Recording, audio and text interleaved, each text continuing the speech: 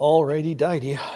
We are on stream. What's up, everyone? We've got one more segment on television, and then we will do our second half an hour shortly. Dom, you have 15 seconds. No pressure. No pressure. Oh, my gosh, this is the most important 15 seconds of your life. The unsung hero. It's 4th and 2. Corporate scapegoat. Nice play.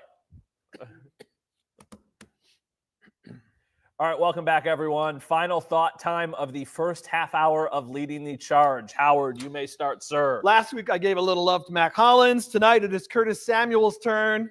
Let's see. Curtis, you know what he did yesterday? First touchdown drive, 3rd and 8, 15-yard catch. Nice little move to avoid the tackler, get the first down. Field goal drive before the half, 21-yard catch. Touchdown to go up 23-14. They beat the blitz. Josh finds a wide open Curtis Samuel, and he runs in from the 10-yard line after almost losing his footing. Mr. Samuel, job well done. That was a big day for you yesterday. Thank you very much. Since we're on the topic of unsung heroes from Mr. Dom Tibbetts, I'm going to go with the play of both boundary cornerbacks, Christian Benford and Rasul Douglas. I mean, you are not going to think about them when you consider this game, but how many catches did the boundary receivers for the Chiefs have in that game? It was DeAndre Hopkins and maybe like one for Justin Watson. And then once Worthy was shut down after the first half, it was done from that point forward. Benford was making plays on the ball. He was making plays in the run game. Rasul Douglas was playing excellently in zone. These two guys were playing at a very high level all game long and were definite contributors to the fact of if they take their guys out of the play quickly enough and force Mahomes to redirect himself to get to the middle of the field, which is what he always wants to do to find Kelsey, that gives you the pass rush, the go-ahead to go and get him. So I thought the play of the boundary cornerbacks was very good. I'm trying to not be too much of like a homer here because I feel like that's how it'll come off. Josh Allen is the MVP in the NFL. I know that it's probably right now a two-person race with Josh Allen and Lamar Jackson. I totally understand. But the Ravens have two guys in the MVP conversation. And to me, if you have two people in the conversation, you shouldn't really have anybody in the conversation because life is a whole lot easier when you've got Derrick Henry. And I am not suggesting at all that Lamar Jackson is not worthy. He is exceptionally good. And whatever happens in these next 6 games will go a long way. But Josh Allen, what he did yesterday and what he has done so many times this season is beyond impressive. I think he is playing arguably the best football of his entire career, and that is certainly saying something. And here's my final thing here. If you think that Lamar is the MVP because of stats, then you can't say he was the MVP last year when stats didn't matter. And that was the entire argument. Well, it's more than just the stats. It's more than the stats. Well, if it was more than the stats last year, then why wasn't Josh Allen the MVP? I think he is deserving, and I ultimately think he is going to win. I do think there's a little bit of like MVP fatigue too, and I think that also helps him. So listen, they're both exceptional players. They are two of the best 3 players in the NFL right now. I just think the Bills happen to have the best player in the NFL right now. That's just my opinion. We'll see how it plays out. Homer. Okay. Right? Homer. Wheatfield. Really went out on a limb there. Well, you know. Like that's why he gets the big money. Glorious take. Like, oh, Josh might win the MVP. Oh, my God. Yeah, I'm sorry. It's earth-shattering stuff. Okay, second half hour, we're going to answer your questions about why, Josh Allen's the MVP. Not all heroes wear capes, guys, and I'm willing to say the things other people won't. Captain Obvious. Unsung hero, Matt Bove. Yeah. Okay, we can turn this the off stream is live. Control room friends, could you please just tell me what IFB I'm calling into? Hi, everyone who's watching us online. Thank you for joining us. Hello. Buenos noches. No, buenos dias. Or buenos noches. Buenos no. noches is good night, though. It's not. Okay, whatever. But it's not good night as end of day. It's like a good evening. Like, hi, it's nighttime. Buenos noches. I thought that was Hey, hi, everyone on the stream here. Julia in the control room here. Let me call Tip. Yeah, can you please call Dom and ask him to bring me my AirPod? It's sitting on my desk, and I just need it. And then could you have Julia text me the link? What, me? You're so disorganized. I didn't know Can that. you please have Dom bring me my AirPod? I said, please. Wants Dom to pick up your I said, please, give me my AirPod cleaning and while give he's me at a it? coffee. I Yeah. would like a black coffee. What a prima donna. You don't want a coffee right now. I think on my desk. Probably my real desk. GDAR. Hi, everyone. Thank you for joining Grab us a on this sandwich episode. too. On this episode of Leading the Charge, I see. Oh, that's right. The stream is now. Yeah, the somehow stream disorganized is up and we're live. So all of these people are hearing me, be so difficult to work with. I that's why I need my AirPod. I can't call in. On what? On your IFB, do you have a dongle? I don't. That's the problem. Okay. Hey, there's people watching on the stream. Come on. Thank you. A dongle is a piece of equipment that you. Yes, it is. I know. There's people watching on the stream, Joe. I might be able to pull this off real quick. What IFB am I on, guys? Should I get him a dial-up phone? He does have one. You want my pager? 7-8. Ladies and gentlemen, Dom Tibbetts. Thank you, sir. Thank you. This is such a well-run You're doing great, show. Dom. The show just is run perfectly. Humming along.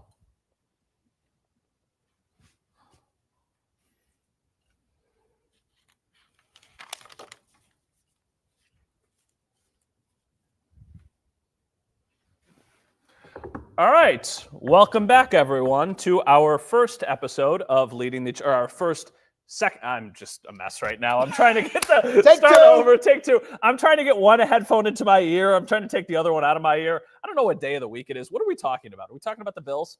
Who?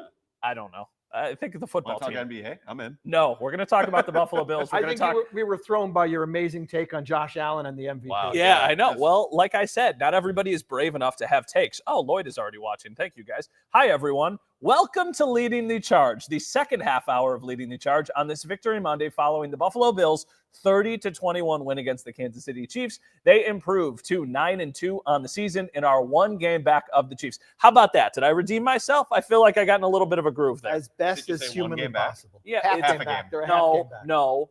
Yes, No. 9-1, 9-2. I understand that, but on the standings, the official standings, it says one game back. They're a half I game back. understand the semantics behind it. I get that.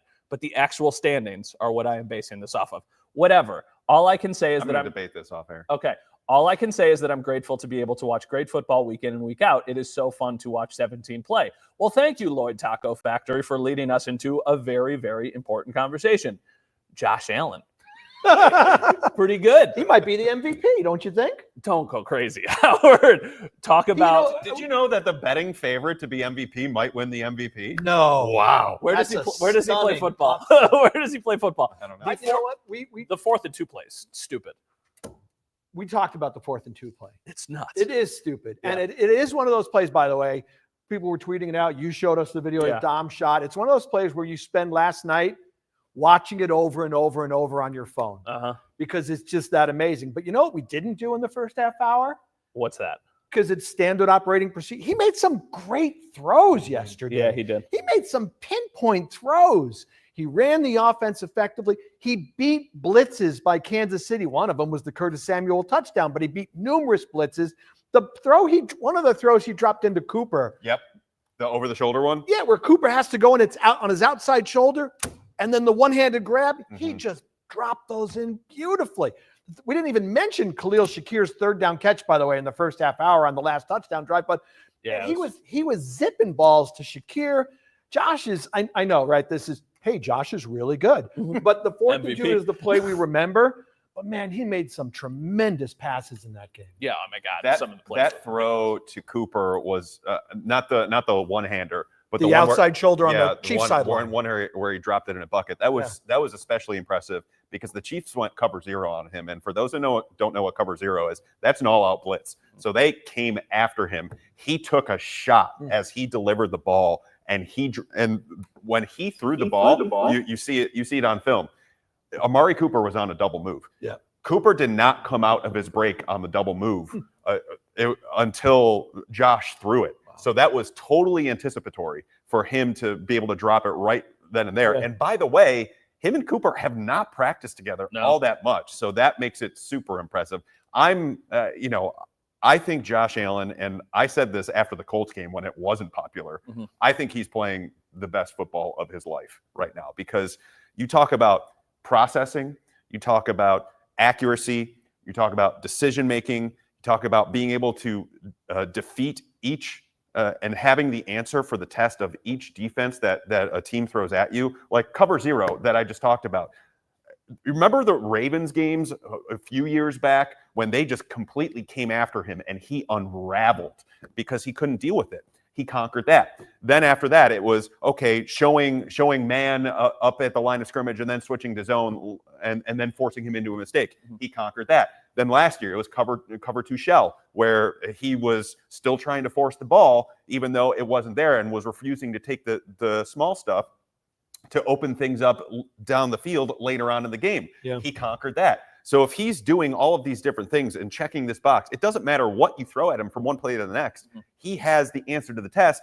And oh, by the way, if it's not there, he has his legs to depend upon too. So like, how do you defend the guy? Is my like you can get him off the field from one drive to the next, but for a full game, you're not defending that guy if he has any sort of talent around him. Dave, I just saw your comment come in, and I think it's a really important conversation. So coming up on the other side of a quick break, we will talk about that more. We'll talk about some more of the unsung heroes and stuff, whatnot. But obviously, a lot of people shifting their focus to what happens from here on out. So Dave, we're going to answer your questions. If you have other questions, send them our way, and we will continue coming up in just a second.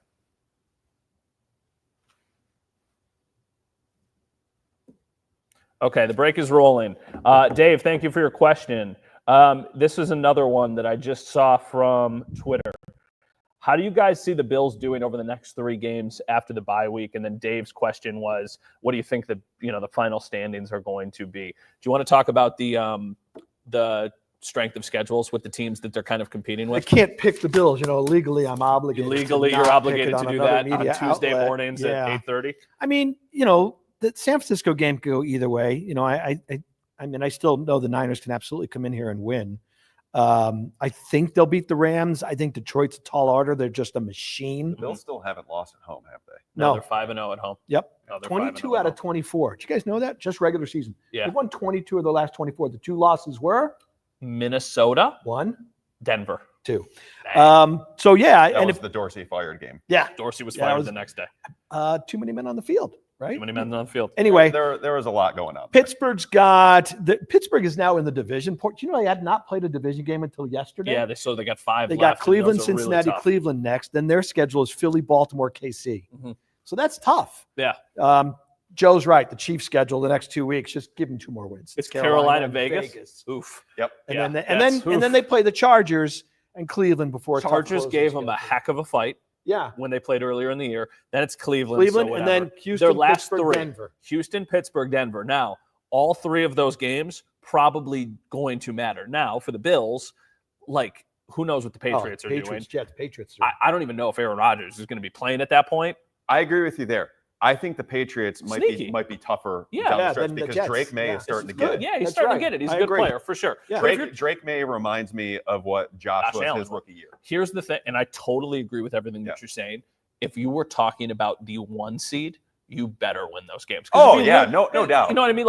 If you can't win those games, you probably don't deserve to be the 1 seed. Yeah. And the fact that it's even attainable is crazy, given what we thought going into the season. You basically need the Chiefs to lose 2 to 3 more. To at least 2. You need them to lose 2. 2 to 3 more. Yeah. Because I don't think they're going through Niners, Rams, Lions unscathed. No. They're going to lose. Well, I shouldn't say no chance because there is certainly a chance. But it's probably one, if not. They're on a 6-game heater right now. Yep.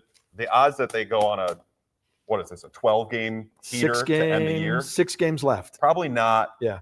Not going to do a it. heat Just check law might of averages. A heat check honestly might do them good if they can still be the 1 seed. Sometimes you need to get. Depends on what that looks like. Sure. All right. We're 15 seconds away from coming back on the television side of things. And Dave, we're going to bring up your question and we'll go from there.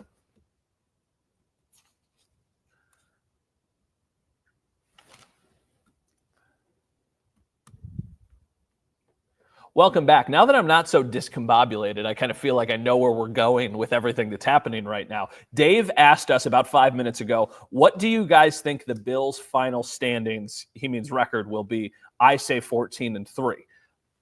I know you can't go through the games, and I know you can't give anything away, but is that realistic? Yes. 14-3 means you only slip up one more time. That seems pretty lofty. Honestly, I think it's very realistic. I would think, I hate to say worst case scenario because worst case scenario is I lose more than 2 more. I mean, you're looking at no worse than 13-4. Wow. Assuming they sweep the last 3, which they should. Yeah. And we had a discussion in the break. Drake May looks very promising for New England. Mm-hmm. Assuming they sweep the last 3, Okay. that gives you, even if you lose 2 of the next 3, San Francisco, Rams, Detroit, Yes. you're talking 13-4. Yes.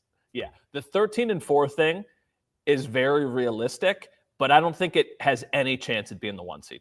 I don't see No, the I agree with Chiefs that. losing. Kansas City would have to lose 3 games. So I think for the Bills, you have the margin for error of losing 1 game at most. By the way, we're not considering Pittsburgh, right? They're kind of an unreal 1 seed. Yeah, I don't Okay, think so. I just want to make sure I we're don't not think so. considering the Steelers. It's just because their schedule seems a little bit too daunting. It is. Yeah. They have the toughest There's not- schedule. There's not of the there's 3. not like layups on there. Yeah. I mean, honestly, I think we're talking about right now, right, is the worst case scenario for the Bills probably the 3 seed. That's the absolute worst case scenario, right? Well, because the tiebreaker goes to both the Texans and the Ravens. Oh, And that's a good point. And the Ravens are going to get back into it. That's a good point. But speaking of the Texans, they play tonight. Now, it's a game they probably should win. However, we were just looking at the Chiefs' schedule. They're still on the schedule against the Chiefs. Right. That kind of helps. You know what I mean? Like, no matter what, the Bills are kind of winning. In that 1 through situation. 4 is all in play here. Like Yeah. it's not a one. They're not going to be worst case scenario 2nd or 3rd. There's a legit shot that they're the 4 seed if Yeah. they lose enough. And games. that would be terrifying if you're a Bills fan, because that could very likely mean, oh, you're getting either the Ravens or the Steelers you should be able to beat. I understand that their defense is very good. I feel like the team that everybody would want to avoid is the Ravens. He said, like, the worst case scenario is 2 losses from here on out. Do you agree with that? Like, is there any other games you're a bit more concerned about? The Rams are weird. The Rams, I'm sneakily more concerned about the Rams than the 49ers, if that makes any sense. I don't agree with that at all. But He was so nonchalant about that. I know. I thought he was. I don't agree with that at all. no, because the 49ers are going to figure it out. This is Yeah. I've been waiting, I've been waiting. y'all said this to me last year about the Bengals. y'all. I don't remember. I'm just saying. That's you. Wheatfield much? He's from the South Town. Yeah, I know. But you said this about the Bengals last year. The 49ers have talent. They're getting healthy. Yes. They are going to I know, round I into know, I form. know. Trust me on this. But the 49ers are a tough out. The Rams, to me, are sneaky because if you have, if both Kupp and Nakua are healthy, Yeah. their offensive line is now healthy again. Yeah. Stafford The big with day those 2 yesterday. guys Yeah, they just got 2 guys are back. awesome. Uh-huh. So and then they've got a really good ground game. Their defense is meh, but all you need is a really good offense to steal a You're game. making great points. And I mean, obviously, I just said that I feel like it's a difficult game. Also, a 1-possession game against the Patriots yesterday. Now, I think that might say more about the True. Patriots being sneaky good. Not sneaky good, but sneaky competitive.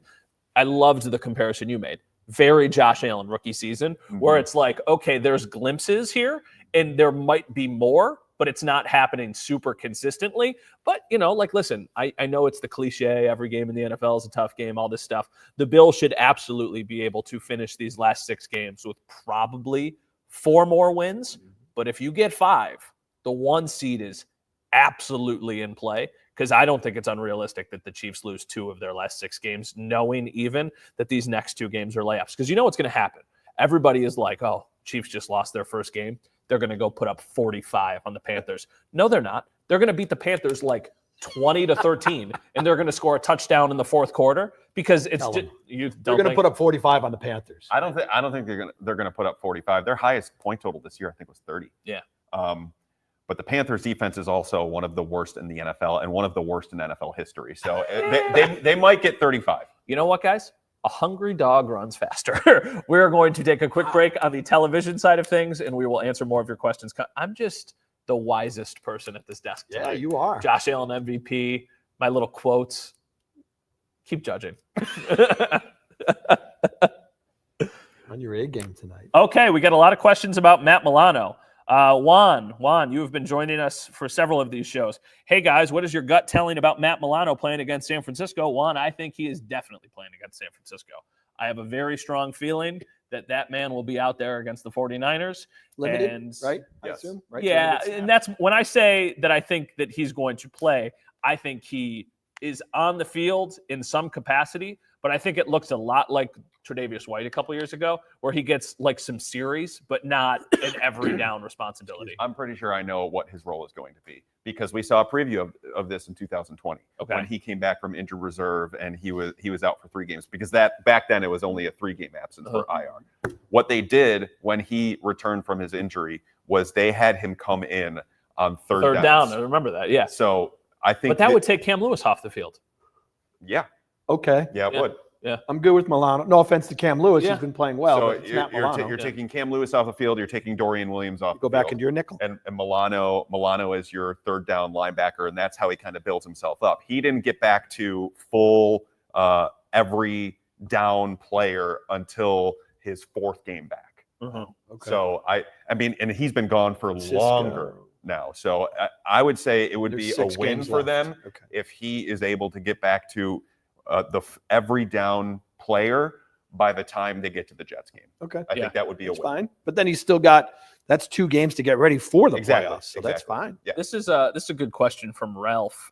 This came from X. What is the outlook on Cole Bishop's development? I feel like this is a good commercial conversation.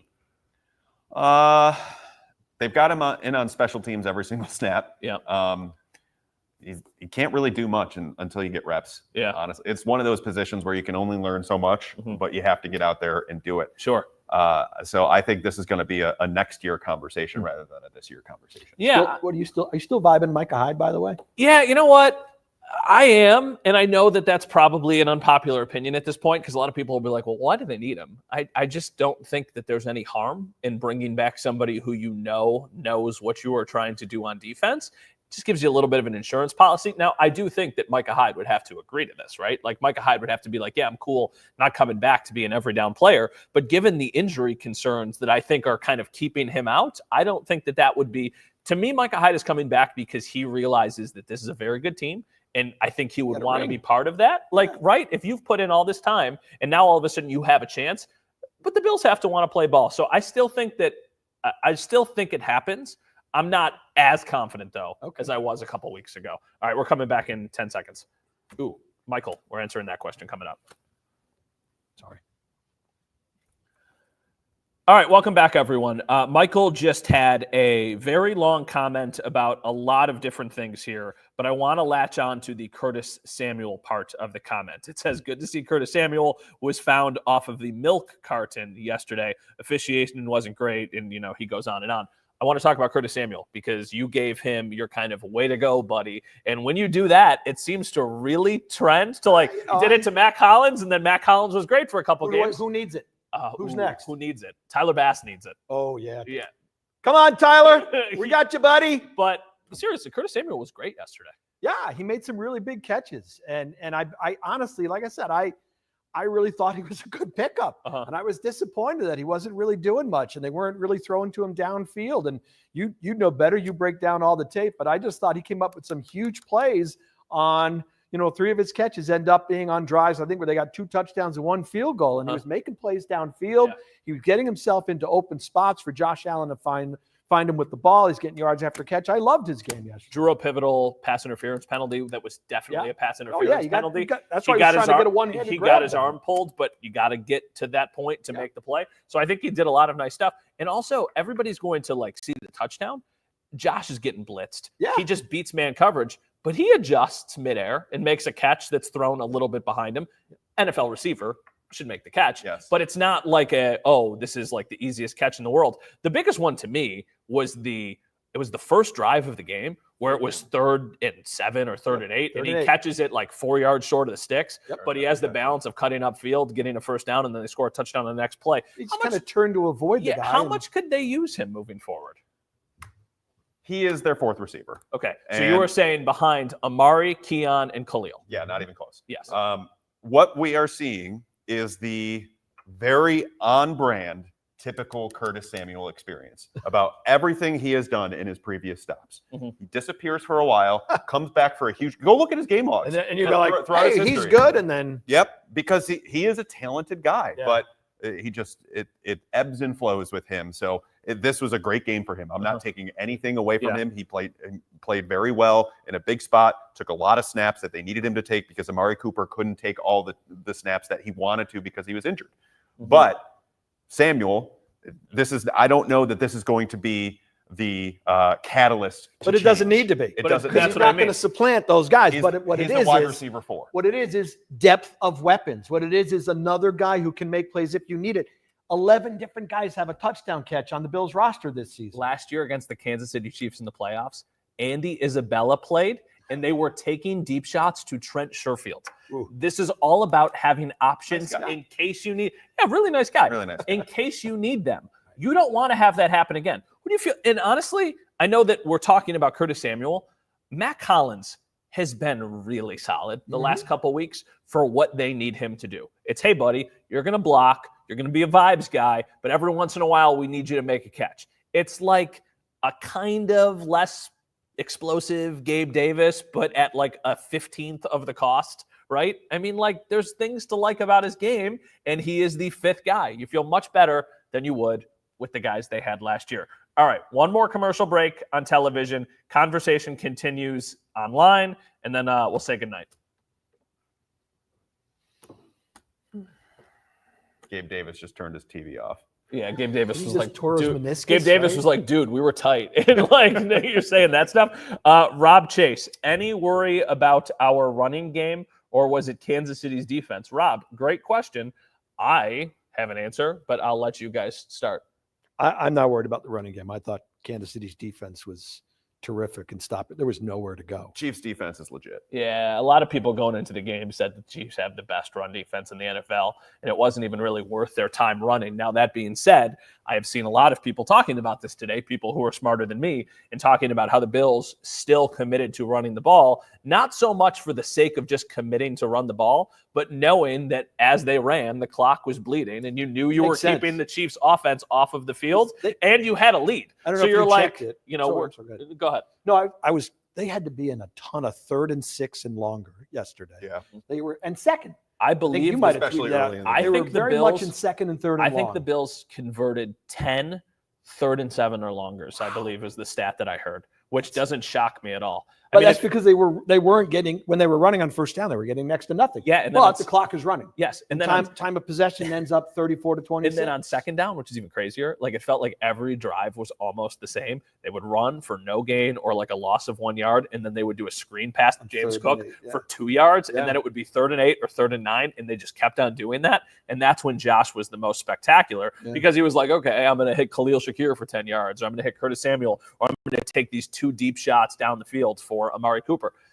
Next level game from Josh Allen. I see real quick, somebody asked Gary, do you think Smoot and Carter will be back this year? I think Carter will definitely be back.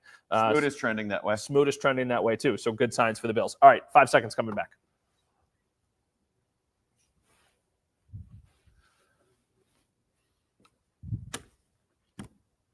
All right, welcome back, everyone. For the last 2 minutes of the show, I feel like we should talk about the thing that a lot of you are probably wondering. Do we think the Bills are the best team in the AFC right now? Yeah, Why? because I'm a homer. Crazy. No, because they're playing as a team. They're getting contributions literally across the board. Yeah. The one question you might point out is now the kicker. Yeah. Has been, but I mean, there were other questions, offense, defense. Now, looks good, pass. So, yes, I think that makes it the best team, all phases together. How about you? I think they are the best AFC team right now. But as I said earlier in the show, the difference of teams from now to 6 weeks from now or 7 weeks from now is a very large difference a lot of times in the NFL because weird stuff happens and injuries absolutely stink. Yes. So I think right now they are playing better than anyone else in the AFC. Mm-hmm. The way that Josh Allen is playing, the way that the offense is complementary, the way that they are able to move the ball in different ways, and then the defense piecing together some really good games, even though they get stomped from in 1 week and then come back and have a great effort. So I think the Bills are playing very well right now, but let's see what they look like in a few weeks from now. Yeah, I do think the one thing that makes me really optimistic about this Bills team moving forward is that it feels like they're just starting to hit their stride, getting late in the season, and they're also starting to get healthy. And it's not like they're getting back like, oh, Dwayne Carter's a nice piece. No disrespect to him. Matt Milano coming back should make a really big difference for them. Not immediately, but in a couple weeks. I still think Dalton Kincaid is really good. I think Keon Coleman has shown a lot of promise. And then you see that they put up 30 points without those guys and without their starting right tackle. Things are looking pretty good. All right, we are out of time. We have to say goodbye. We hope everybody has a great bye week, a very happy Thanksgiving, and we'll talk to you guys in a couple weeks. Have a great night, everyone. That's right. We don't have another show till after Thanksgiving. Bang. Good job, everyone. Wow. Goodbye, stream. Goodbye, stream. Thank you for watching, all 2,100 of you that are currently on the I'm stream. about to say all 22. All 22. Thank you, everyone. Have a lovely evening. We'll talk to you guys 2 weeks from now after the 49ers game. Yep. Bye, guys.